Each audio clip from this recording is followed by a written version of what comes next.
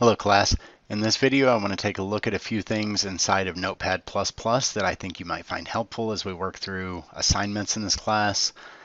After installing Notepad++ and opening it, we want to go to the settings and click on preferences.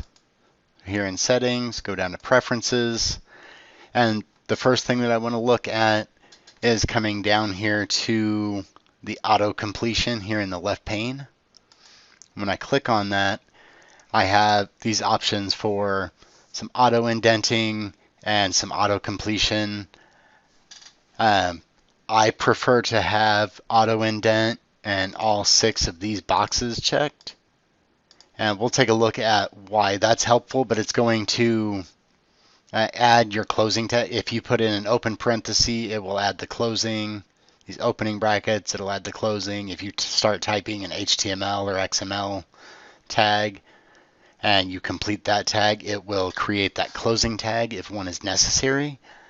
You can have that set up however works best for you, but personally I prefer having all of those checked.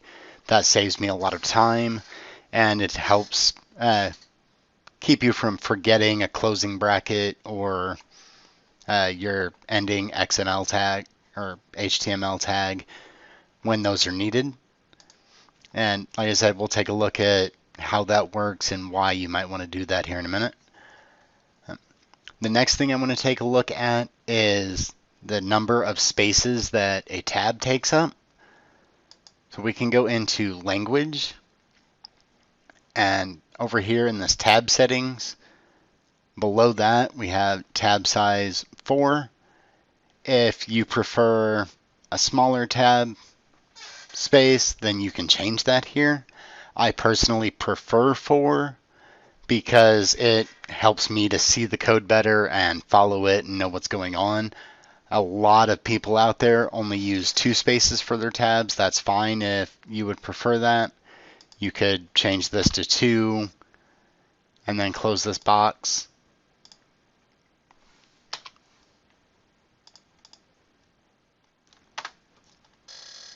You want to hit or enter 2 and press enter. That'll save that change. But since I prefer mine being 4, I'm going to change that back to 4. And another thing in this window here in the available items, you're going to want to make sure that in this list of available items, you have HTML, JavaScript, and CSS selected. You're welcome to go in there and disable these others if they're things that you don't work with. Like I don't work with C++, so I can move that over to the disabled. And any of these that you don't want in your list, you can move them over to the disabled side to get those out of your language list that we're going to look at here in just a minute. Now, after you have your auto completion and your tabs and these languages set, we can go ahead and close this window, and we'll take a look at what some of these are doing and how they work. So since we're going to be starting out using HTML, I'm going to go to my language tab here in the taskbar or in the top bar and come down here to H and select HTML. And we can see in this language list, I no longer have C++ in this list because I disabled it. I do have CSS because I made sure that that was in my available list. So if I was working with CSS right now, I could select that. And we'll take a look at some of the things that go on when you have those different languages set. There's some highlighting and stuff that happens that can be helpful. So setting that language is definitely nice. There's some color coding, and that's why I like using Notepad++. You could create an HTML document just using Notepad, but you don't get that color coding and the highlighting and some of that autocomplete that is really helpful. And the indenting doesn't happen automatically, so it can be kind of a headache. So now that I have my language set to HTML, and I have those autocomplete settings and the tab settings already done, we can take a look at why we might want to do those. So here I'm going to start creating an HTML document. So in here, my first tag is going to be HTML. And once I complete that tag, I can see it created my ending tag. So I can just hit enter a couple of times so I can put something in between those two tags. I can put in my head tag. It completes that for me. I can put in my title tag. It completes that and puts my cursor in between it. That way I'm ready to type whatever I need to type in there. So my first page. And then when I put in my body element, which is where all of my visual page content is going to go, it completes that. Now, if I wanted to add in, say, an image, I can put in this img src equals, I don't know, image.png. I don't actually have an image here, so nothing would show up. Alt equals test image. And if you noticed, like when I typed alt equals, it didn't auto-complete my double quotes for some reason. So test image. Now, when I come over here, to end the image tag, it ends with a / and then your closing bracket. But because of that and setting this to HTML, the software Notepad++ knows that that doesn't require a closing tag. That's why it didn't create one there for me. It did create the HTML, the head, the body. It created all of those for me, but it didn't put one here because one's not necessary. And this can save you a ton of time because you figure, like with the body tag, that's a total of 6 keystrokes. The closing tag would be 7 because you have that / in there. So that's saving you 7 keystrokes on the body tag or the head tag. And that can save you a lot of time when you're putting in a lot of tags into your page, and it helps you to make sure that you're getting those closing tags on your elements so something doesn't break or go weird. Let's see.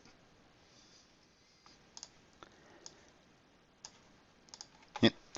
So that's something that's going to be helpful. And we can see when I hit my tab key, it moves my text in 4 spaces. If you have it set to 2 spaces, then that content inside of there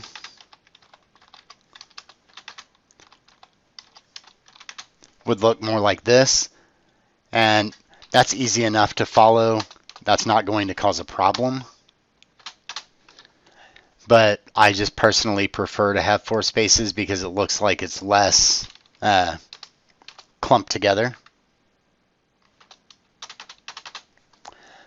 So having that at 4 spaces, that's my preference. You can, like I said, do whatever works with your coding style, but having those tabs set to a certain number of spaces and using tabs instead of just counting spaces, that can save you a little bit of time and help keep your code consistent and easy to read.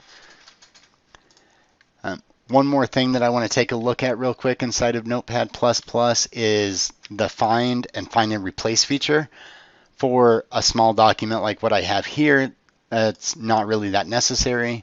But when you get into having much larger documents and you're not sure where you might have put a class or what style you might have used, then using the find and replace, you can hit or hold Control and press F to do the Control F and pull up your find and replace box. So if you're just needing to find something, you don't need to replace it. I can find anywhere that I have IMG. There's some extra stuff that you can do here. But for the most part, just typing in that text that you want is what you're going to need. You can click Find Next. You can count how many are in your document that it found. It found one. If I have something in here that I need to replace, so for example, say I have a paragraph, class equals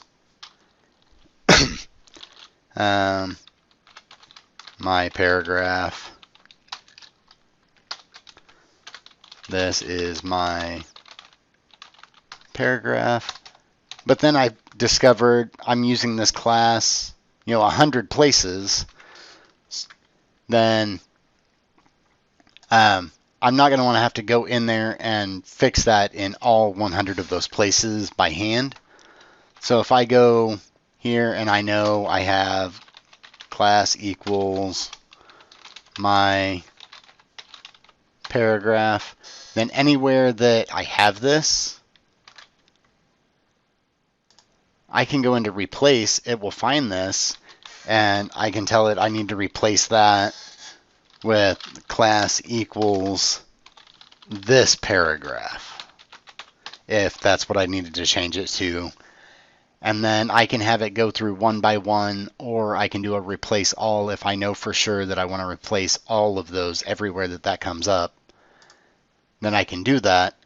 And now when I go back to find this class my paragraph, it's not going to find anything. When I count them, it tells me there's 0, so I know I got them all replaced. And that can be really helpful. Another thing that can be really helpful is instead of, if I know I have this paragraph all set up and I need a few paragraphs that are going to look a lot like this, instead of going in here, copying this, creating a new line, pasting that in, you can also use your keyboard shortcuts, which is how I just pasted that. I used Control V.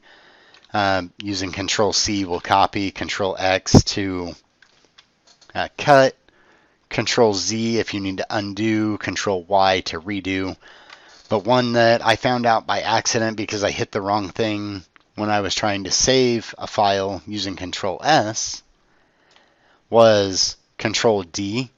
And Control D will copy or duplicate that line onto a brand new line. So every time that I press Control D, I'm getting a new exact copy of that. That can come in pretty handy, especially when you're working with something and you're going to have a lot of that element and they're going to be almost identical. And then I could go in here, now that I have this class on here, and change just the piece that I need to.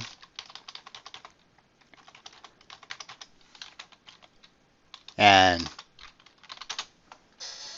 then I already had the rest of that. That can also save you a lot of time.